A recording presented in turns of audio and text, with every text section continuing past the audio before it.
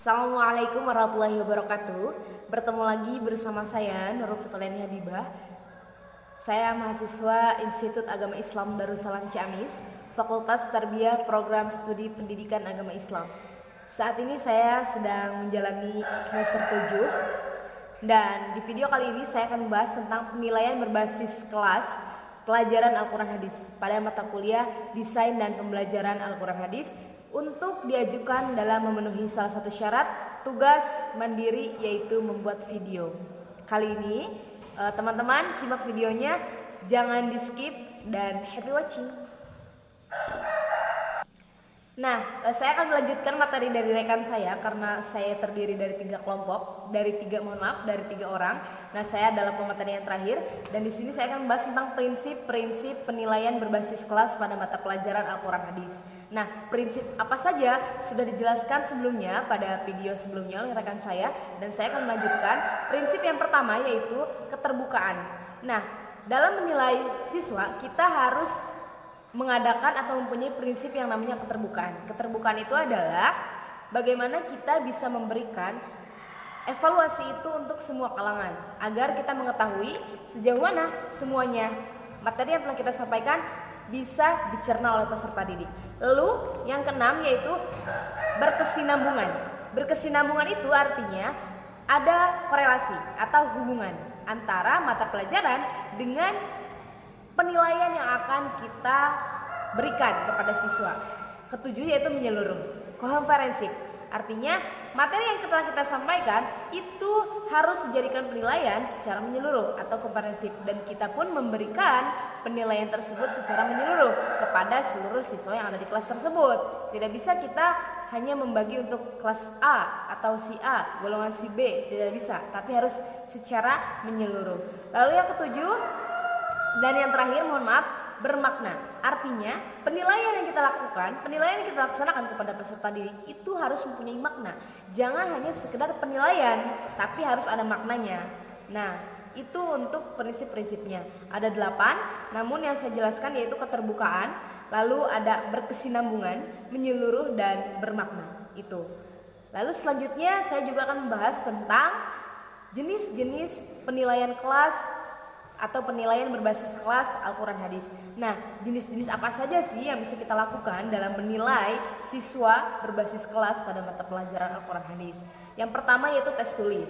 Nah, tes tulis itu umum sekali dilakukan, baik post test ataupun pre-test. Itu sangat umum sekali dilakukan, yaitu tes tulis. Kita memberikan beberapa pertanyaan kepada siswa melalui pertanyaan-pertanyaan yang tertulis. Kemudian siswa pun menjawabnya dengan jawaban yang tertulis pula. Nah, itu biasanya suka ada di post test, pre-test, atau misalnya ulangan harian, PAS, PTS, sampai PAT gitu ya, penilaian akhir tahun. Nah, begitu. Lalu yang kedua yaitu tes lisan. Tes lisan itu biasanya sering digunakan ketika pertanyaan-pertanyaan yang diajukan oleh guru itu berupa lisan yang kemudian dijawab oleh siswanya pun berupa lisan. Kadang guru menanyakan satu-satu kepada siswa, misalnya kamu maju kalau kamu menjawab, dan seterusnya begitu. Nah, tes lisan ini yaitu pertanyaan-pertanyaan yang diberikan guru secara langsung. Misalnya, ada berapa huruf gunnah? Maka siswa menjawab, ada 6 misalnya, ada 4 misalnya. Nah, itu tes lisan, artinya tes yang dilakukan secara langsung. Lalu yang ketiga yaitu pemberian tugas. Nah, jenis yang ketiga pemberian tugas. Pemberian tugas seperti apa sih? Banyak macamnya. Guru bisa menugaskan kepada siswa untuk mencari materi tentang hadis menghormati ibu atau orang tua, mencari materi tentang hadis melaksanakan sholat, mencari materi tentang hukum gunnah, mencari materi tentang hukum ikhfa dan lain sebagainya. Ditugaskan kemudian dikumpulkan dengan jenjang waktu yang telah ditentukan, lalu siswa tersebut mengumpulkan tugasnya.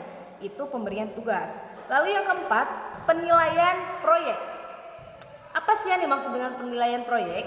Yaitu penilaian proyek adalah penugasan yang kita lakukan hampir sama dengan penilaian tugas. Kalau tugas itu bisa di awal dan di akhir. Misalnya di pertemuan awal, silakan nanti sekarang kerjakan halaman sekian di LKS misalnya, nanti di akhir pertemuan atau di akhir jam kita kumpulkan semuanya, bisa begitu ketika berada di dalam kelas. Sedangkan penilaian proyek yaitu tugas yang kita berikan dibawa atau dikerjakan oleh siswa ketika berada di rumah, dan itu dikumpulkan dengan jangka-jangka waktu tertentu gitu ya. Jadi hampir sama antara tugas proyek dengan tugas yang dilakukan di kelas. Lalu yang selanjutnya ada penilaian produk. Apa yang dimaksud dengan penilaian produk? Kita bisa melihat kecakapan siswa tidak hanya dari intelektual, tapi kita juga bisa melihat kecakapan siswa dari mana dia memiliki kualitas dan potensi. Nah, penilaian produk ini juga sangat menjadi alternatif bagi para guru dalam memberikan penilaian berbasis kelas kepada siswa, yaitu dengan cara keterampilan. Nah, keterampilan apa yang dilakukan? Apapun keterampilan yang dilakukan, tidak hanya keterampilan yang sifatnya kayak seni budaya gitu ya, enggak, tapi keterampilan yang ada pada mata pelajaran Al-Quran Hadis ini juga bisa dijadikan acuan sebagai penilaian. Contohnya, si guru misalnya silahkan kalian membuat media pembelajaran tentang bacaan-bacaan tajwid. Mau bagaimana? Nah, nanti anak mengerjakan, lalu guru pun memberikan penilaian itu, yaitu penilaian keterampilan. Atau bisa juga keterampilan dari segi menjawab, apakah dia cekatan, apakah dia ulet misalnya, atau hanya sekedar saya menjawab ketika saya ditanya. Nah, begitu, itu bisa dijadikan sebagai acuan penilaian. Lalu ada juga penilaian sikap. Nah, penilaian sikap ini sangat perlu sekali dilakukan oleh para guru kepada siswa, yaitu kita bisa melihat bagaimana sikap siswa, apakah sesuai dengan yang telah kita ajarkan, apakah tidak, begitu. Nah, penilaian sikap ini kita tidak perlu memberikan tes, tapi kita cukup menilai dari sikap-sikap siswa. Ada beberapa siswa yang memang dalam intelektualnya bagus, gitu ya, bagus, tapi dalam segi attitude-nya kurang.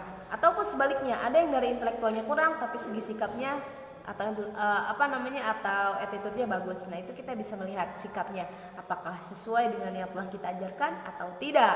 Guru nggak harus monoton ya, nggak bisa kayak oh ya udah dia pintar, ya udah dia sering nanya, tapi kita juga harus melihat sikapnya. Maka tadi ada kan prinsipnya itu harus menyeluruh, harus berkesinambungan dan bermakna juga. Nah, begitu. Jadi penilaian sikap juga penting dilakukan oleh guru supaya guru itu tidak memandang sebelah mata kepada siswanya gitu.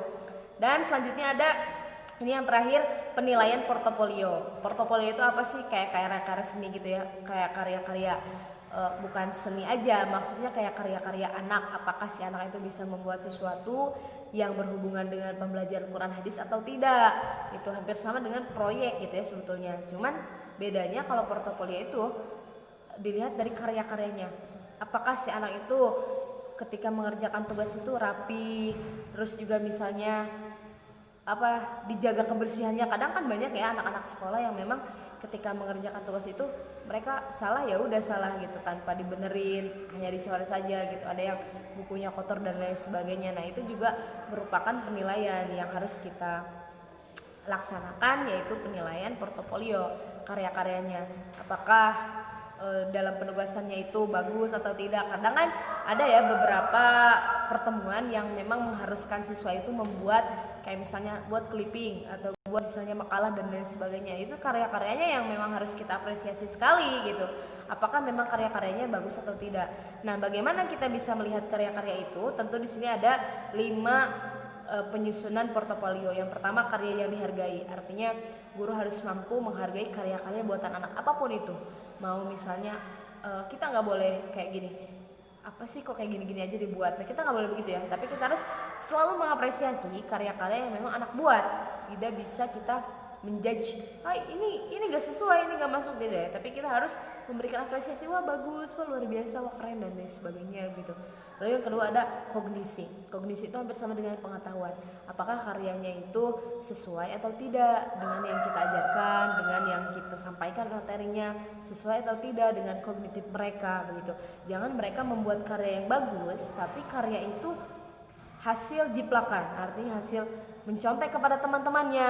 Nah, itu yang harus kita hindari, yaitu menjiplak. Makanya dalam penyusunan portofolio adanya kognisi. Lalu yang selanjutnya komunikasi.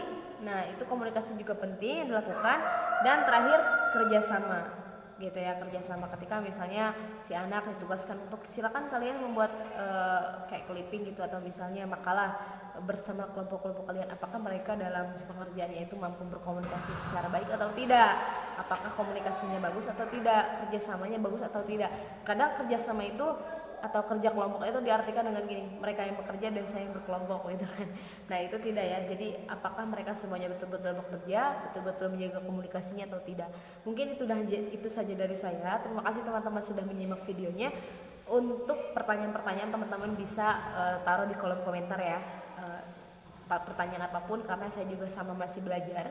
Dan di sini saya akan mengulang mungkin ya prinsip-prinsip penilaian berbasis kelas pada mata pelajaran Al-Quran Hadis. Yang pertama itu sudah disampaikan oleh teman saya sampai poin 4. Dari sini poin 5-nya yang pertama keterbukaan, lalu berkesinambungan, menyeluruh, dan yang terakhir bermakna. Untuk jenis-jenisnya itu ada 7. Yang pertama tertulis lisan, lalu yang ketiga pemberian tugas, penilaian proyek, penilaian sikap, penilaian produk, dan penilaian portofolio. Itu saja dari saya, semoga bermanfaat. Hasbunallahu wa ni'mal wakil. Assalamualaikum warahmatullahi wabarakatuh.